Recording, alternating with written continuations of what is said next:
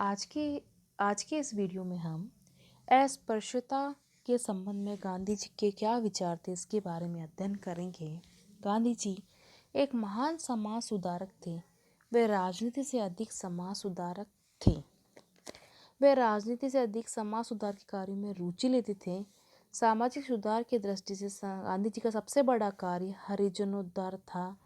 हिंदू समाज में ही इन सुधार की आवश्यकता नहीं थी, अपितु अन्य धार्मिक समुदाय में भी इनकी आवश्यकता थी। छुआछूत की भावना ने मानवीय गरिमा को इतना गिरा दिया था कि हिंदू समाज की दृष्टि से इनका निराकरण एक राष्ट्रीय समस्या बन गई थी। छुआछूत की भावना ने कुछ आर्थिक समस्याएं भी खड़ी कर दी थी।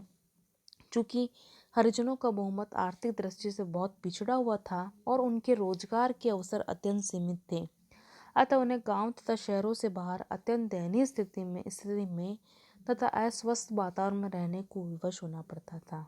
हिंदू होते हुए भी उन्हें हिंदू मंदिरों में प्रवेश नहीं मिलता था तथा उनके लिए सभी सार्वजनिक स्थानों में प्रवेश वर्जित था।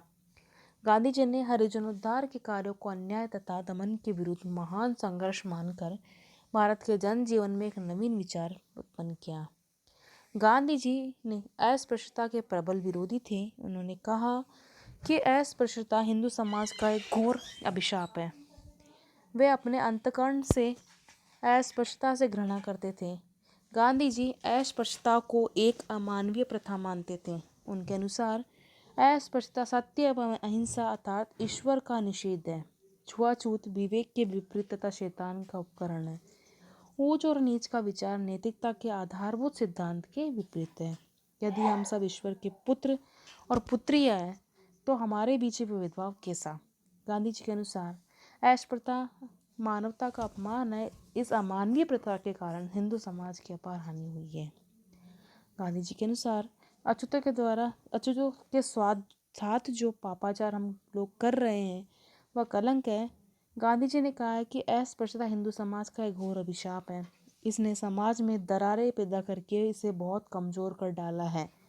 यह पाप मूलक संस्था किसी भी धर्म का अंश नहीं बल्कि मानवता के विरुद्ध घोर अपराध है। गांधी जी के अनुसार अस्पृश्यता एक धुन है जो हिंदू समाज को अंदर ही अंदर खाए जा रहा है। जब तक हम अछूतों को अपने गले नहीं लगाएंगे हम मनुष्य नहीं कहला सकते। गांधी जी के अनुसार अस्पृश्यता धर्म विरोधी है। उन्होंने ये कभी नहीं माना कि हिंदू धर्म में छुआछूत को स्थान दिया गया है। उन्होंने छुआछूत का समर्थन करने वाले धार्मिक ग्रंथों एवं शास्त्रों को अमान्य घोषित किया। उनके अनुसार अस्पृश्यता की कुप्रथा के कारण हिंदू धर्म की मूल वर्ण व्यवस्था भी दूषित हो गई है और यदि इस कुप्रथा का उन्मूलन कर दिया जाए तो पुनः 4 वर्णों वाली सच्ची वर्ण व्यवस्था की स्थापना का कार्य किया जा सकता है। गांधी जी वर्ण व्यवस्था को मानते हुए भी यह मानते थे कि भारत में केवल एक ही वर्ण शूद्रों का रहे और समस्त हिंदू अपने आप को शूद्र कहे। उनके अनुसार ऊंच और नीच का विचार नैतिकता के आधारभूत सिद्धांत के विपरीत है। गांधी जी अद्वैत के सिद्धांत में विश्वास करते थे जिसमें अपने आप को ऊंचा समझने का कोई स्थान नहीं है। गांधी जी ने अपने आप को हरिजन कहने में स्वाभिमान का अनुभव करते थे। गांधी जी के अनुसार अस्पृश्यता निवारण के बिना स्वराज का कोई अर्थ नहीं है। अस्पृश्यता एक कृत्रिम चीज है। इसका लोगों के बौद्धिक तथा नैतिक विकास से कोई संबंध नहीं है। उनके अनुसार जब तक हम अछूतों को अपने गले नहीं लगाएंगे हम मनुष्य नहीं कहला सकते। यदि हिंदुओं के हृदय से अस्पृश्यता रूपी जहर निकाल दिया गया तो इसका प्रभाव न केवल भारत में समस्त जातियों पर बल्कि संपूर्ण विश्व पर पड़ेगा। गांधी जी ने लिखा है कि यदि हम जब भारत की आज़ादी के 5वें हिस्से को स्थायी गुलामी की हालत में रखना चाहते हैं और उन्हें जानबूझकर राष्ट्रीय संस्कृति के फलों से वंचित रखना चाहते हैं तो स्वराज एक अर्थहीन शब्द मात्र रहेगा। उनका मानना था कि छुआछूत को मिटाए बिना देश को संगठित एवं शक्तिशाली नहीं बनाया जा सकता। ब्रिटिश साम्राज्य से छुटकारा पाने के लिए सामाजिक स्वाधीनता एवं समानता लाना वे एक आवश्यक पूर्ण शर्त मानते थे।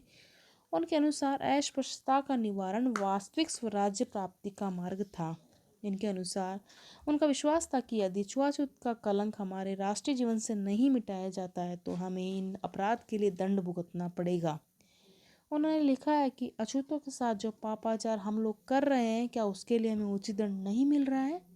क्या हम लोगों ने जैसा बोया है वैसा नहीं काट रहे हैं? क्या अब हमने अपने बंधुओं पर डायर और ओडायर या अत्याचार नहीं किया है? जिस तरह हम लोगों ने परिवार आदि जाति को अपने से अलग कर रखा है, उसी प्रकार ब्रिटिश उपनिवेशों में हम लोग बहिष्कृत हैं। गांधी जी हरिजनों के बीच रहते और खाते पीते थे। उन्होंने यहाँ तक कामना की कि यदि मैं पुनर्जन्म लेना पड़े तो वह एक अछूत के रूप में ही जन्म ले, ताकि वे अछूतों के कष्टों, दुखों और अपमानों में भाग ले सके और इस दयनीय परिस्थिति से स्वयं को तथा उन्हें उबार सकें। गांधी जी के हरिजनोद्धार आंदोलन की सबसे बड़ी विशेषता यह थी कि उन्होंने इस आंदोलन में हरिजनों को सम्मिलित नहीं किया। हरिजनोद्धार का कार्य स्वर्ण कहने जाने वाले भारतीयों द्वारा किया जाना था। इस संदर्भ में गांधी जी का विचार था कि हरिजनों को दशा इतनी दयनीय हो गई है कि वे अपने अधिकारों की मांग करने में अपने आप को सामर्थ्यहीन मानते हैं। अतः उनके प्रति होने वाले अन्याय का विरोध उन्हीं के द्वारा होना चाहिए जो अन्याय करने वाले समूह के सदस्य हैं। गांधी जी ने एक और सवर्णों के हृदय में हरिजनों के प्रति घृणा की भावना को मिटाने का अथक प्रयास किया, तो दूसरी ओर उन्होंने हरिजनों के मन से हीनता तथा दासता का भाव निकालकर उन्हें पुनः आत्मविश्वास की भावना उत्पन्न की। गांधी जी ने हरिजनोद्धार कार्य के द्वारा यह सिद्ध कर दिया कि सदियों से हमारे पूर्वजों ने हिंदू समाज के अंग पर जो अत्याचार किए थे, उसका हमारे द्वारा ही प्रायश्चित किया जाना आवश्यक था। बिना किसी बाहरी दबाव के जनमत को शिक्षित कर स्वेच्छा से छुआछूत की भावना का अंत कर आधुनिक भारत की एक श्रेष्ठ उपलब्धि माना जा सकता है। हरिजन उद्धार के लिए गांधी जी ने अनेक प्रयास किए। गांधी जी ने इस बात पर बल दिया कि हरिजनों को मंदिरों में प्रवेश करने की अनुमति दी जानी चाहिए। उन्होंने सवर्णों से अपील की कि हरिजनों को मंदिर में प्रवेश करने से वंचित न किया जाए। परिणाम स्वरूप गांधी जी के प्रयासों से अनेक मंदिरों के द्वार हरिजनों के लिए खोल दिए गए। गांधी जी ने त्रावणकोर राज्य के बायकोम के सत्याग्रह आंदोलन का समर्थन किया, जहां एक हिंदू मंदिर तक जाने वाली आम सड़क पर अछूतों को नहीं जाने दिया जाता था। गांधी जी द्वारा त्रावणकोर में वाईकोम सत्याग्रह चलाया जाना हरिजन उद्धार की दृष्टि से भारत के इतिहास की एक महत्वपूर्ण घटना का प्रारंभ था। त्रावणकोर के महाराजा ने गांधी जी के सत्याग्रह की नैतिक विजय को स्वीकार करते हुए हरिजनों के मंदिर प्रवेश की आज्ञा जारी की। इसी प्रकार से राजस्थान के झालावाड़ प्रदेश के शासक ने राजस्थान में पहली बार गांधी जी के हरिजन उद्धार कार्यक्रम को प्रारंभ किया। वे अपने ही द्वारा संचालित मंदिर में हरिजन प्रवेश के प्रश्न पर जन विरोध के कारण स्वयं मंदिर के आंतरिक प्रकोष्ठ में दर्शन करने कभी नहीं गए। उन्होंने उसी स्थान से दर्शन करने का नियम निभाया जहाँ तक हरिजनों को दर्शन करने का अधिकार दिया गया था, वहीं से वे दर्शन करते रहे। इस प्रकार गांधी जी ने अस्पृश्यता एवं ऊंच नीच के भेदभाव को समाप्त करने के लिए अथक प्रयास किया और हरिजनों को मंदिर में प्रवेश करने की सुविधा दिलाई। गांधी जी ने अपने समय में छुआछूत की भावना के 2000 वर्षों से चले आ रहे रूढ़िवादी विचार को परिवर्तित कर एक महान सामाजिक क्रांति का सूत्रपात किया। बाद में भारत सरकार ने इस संबंध में कानून बनाकर छुआछूत की प्रथा का अंत करने का प्रयत्न किया। स्वतंत्र भारत के संविधान में किसी भी रूप में छुआछूत के पालन को एक अपराध घोषित कर दिया गया है। गांधी जी ने कानून का सहारा लिए बिना ही यह सब कुछ कर दिया था। उनके स्थान पर कोई अन्य व्यक्ति होता तो सदियों से चली आ रही इस रूढ़िवादिता को मिटा नहीं पाता। गांधी जी की मान्यता थी कि हिंदू धर्म में छुआछूत की भावना को स्वीकार नहीं किया गया। गांधी जी ने जहाँ छुआछूत की भावना का विरोध किया, वहाँ वे जाति व्यवस्था के विरुद्ध व्यापक अभियान नहीं चला सके। गांधी जी ने हरिजनों को गले लगाया और उनके सुख दुख में भाग लिया। राजकोट में भयंकर छूत की बीमारी के फैलने पर वे अछूतों के घरों और झोपड़ियों में जाते रहे और उनके कष्ट निवारण के लिए प्रयास करते रहे।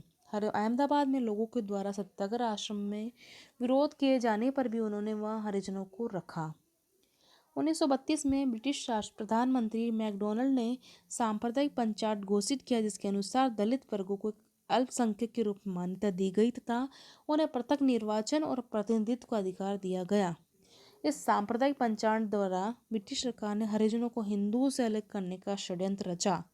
उस समय गांधी जी यवर्दा जेल में बंदी थे। उन्होंने सांप्रदायिक पंचायत का विरोध किया और उसे रद्द कराने के लिए आमरण अनशन कर दिया। अंत में हरिजन नेताओं और गांधी जी के बीच एक समझौता हुआ, जिसे पूना समझौता कहते हैं। इस समझौते के अनुसार हरिजनों ने पृथक निर्वाचन एवं प्रतिनिधित्व के अधिकार का परित्याग कर दिया। यह गांधी जी की एक महत्वपूर्ण उपलब्धि थी। उन्होंने ब्रिटिश सरकार के हरिजनों को हिंदुओं से अलग करने के षड्यंत्र को विफल कर दिया। इस प्रकार गांधी जी के उपवास ने एक मनोवैज्ञानिक क्रांति ला दी और कांग्रेस के सभी नेता अस्पृश्यता को जड़ से उखाड़ने के लिए सारे देश में भ्रमण करने लगे। गांधी जी ने हरिजनोत्थान के लिए हरिजन सेवक संघ की स्थापना की और हरिजन पत्र का प्रकाशन शुरू किया। हरिजन सेवक संघ का लक्ष्य हरिजनों को सवर्ण जाति के साथ पूर्ण समानता प्रदान करना था। हरिजन सेवक संघ ने मंदिरों, सार्वजनिक महत्व के सभी स्थानों, कुओं, घाटों, धर्मशालाओं आदि को हरिजनों के लिए खोल देने के लिए कार्य किया। संघ ने हरिजनों के लिए अलग से कुएं भी खुदवाए और स्कूल भी बनवाए। हरिजन सेवक संघ की गतिविधियों के माध्यम से उन्होंने हरिजनों की आर्थिक व्यवस्था में सुधार लाने का भी प्रयास किया। गांधी जी स्वयं हरिजन बस्तियों में जाकर रहे तथा हरिजनोत्थान के लिए सामाजिक सेवकों को प्रशिक्षण दिया। उन्होंने हिंदुओं को सलाह दी कि वे हरिजन बालकों को अपने परिवार में स्थान दें और अपने संतान की बातें उनका पालन पोषण करें। दूसरी ओर गांधी जी ने हरिजनों को उपदेश दिया कि वे मांस तथा शराब का सेवन न करें, जुआ न खेलें, अपने दुर्व्यसनों को दूर करें तथा अपने बच्चों को शिक्षा दिलाएं। इस प्रकार गांधी जी ने हरिजनोत्थान के लिए अस्पृश्यों में शिक्षा के प्रसार, शराबबंदी तथा सफाई के रचनात्मक कार्यक्रमों की प्रमुखता दी। गांधी जी ने हरिजनोत्थान के लिए संपूर्ण राष्ट्र का दौरा किया और अस्पृश्यता निवारण तथा हरिजनोत्थान के पक्ष में जनमत तैयार किया। उन्होंने हरिजनों के आर्थिक जीवन को सुधारने के लिए हरिजन कोष एकत्रित किया। उन्होंने अपने राष्ट्रव्यापी दौरे में अस्पृश्यता निवारण के लिए करीब 8 लाख रुपए एकत्रित किए। गांधी जी ने इस कोष का उपयोग आर्थिक जीवन सुधार के लिए किया। धन्यवाद।